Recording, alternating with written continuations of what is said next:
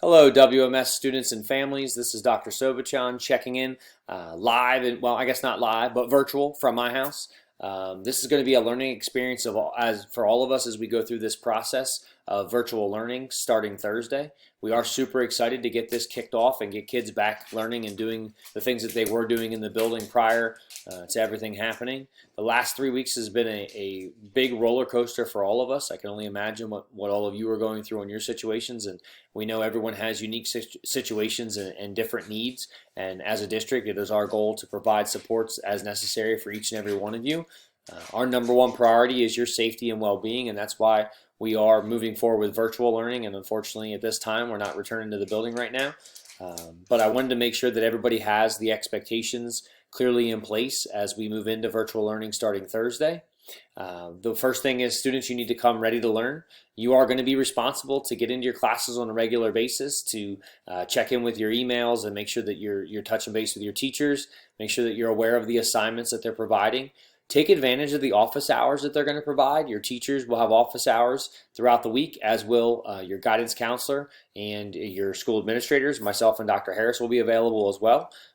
When you're in those virtual meetings and those office hours with your teachers or whomever it may be, we do ask that you abide by all of the normal school rules, to include appropriate dress, being respectful and polite to those around you.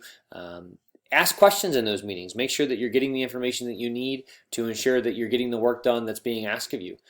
The other thing is that I want everybody to know that during the fourth marking period, everyone will be graded on a pass-fail scale, meaning if you're completing the work and doing what's asked of you, you will pass that course for the marking period. If you are not doing what's asked of you and not completing those assignments, you will receive a failing grade.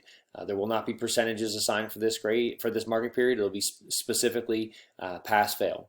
Please know that we venture into this together. I think I said this earlier in this video cast, but we are definitely in this together. We're going to get through this together. We are an amazingly strong community, and we've been through lots of things together, and we will get through this just like we have all of the things in the past, and we're going to come out on the other side as better people. I do ask for your patience and that you understand that any questions that you have, we're willing to answer them. Please be patient, though, as you send questions. There are lots of questions coming our way, so we may not be responding quite as quick as we normally would, but I promise you we are doing everything on our end we can to ensure that you're going to be able to be successful. I love and miss every single one of you. It is a little bit heartbreaking to be in the building and not have anybody here, but what I will tell you is that I am confident that we are going to continue to provide you a quality education in your setting and meet you where you are. But with that being said, I am super excited to whenever it is that we're going to be able to get back into the building together. Like I said, if you need anything, please do not hesitate to reach out. You may email me or call me at any time, and I'll get back to you as soon as I can. Thanks a lot, and good luck.